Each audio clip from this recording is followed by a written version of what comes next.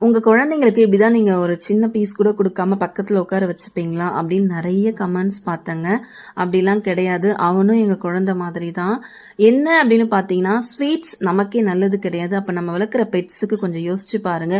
இருந்தாலும் அவன் அவ்வளோ அழகா என் பக்கத்துல அமைதியா உட்கார்ந்துட்டு இருக்கான்னு, கிரீம் இல்லாம நான் ஒரு பீஸ் இல்லங்க 2 பீஸ் அவனுக்கு குடுத்தேன்.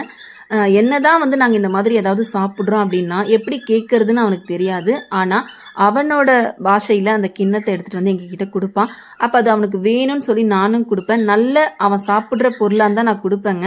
ஆனா ஸ்வீட்ஸ் அப்படிங்கிறதால அளவா குடுக்கணும்னு நான் 2 பீஸ் கிரீம் இல்லாம குடுத்துட்டேன்.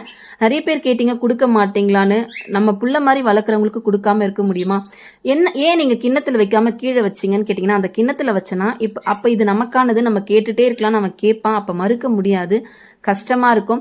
கீழ வச்சேன் அப்படிங்கிற பட்சத்துல அவன் சாப்பிட்டுட்டு ஓகே இது நமக்கானது இல்லைன்னு கண்டிப்பா அவன் புரிஞ்சிருப்பான்.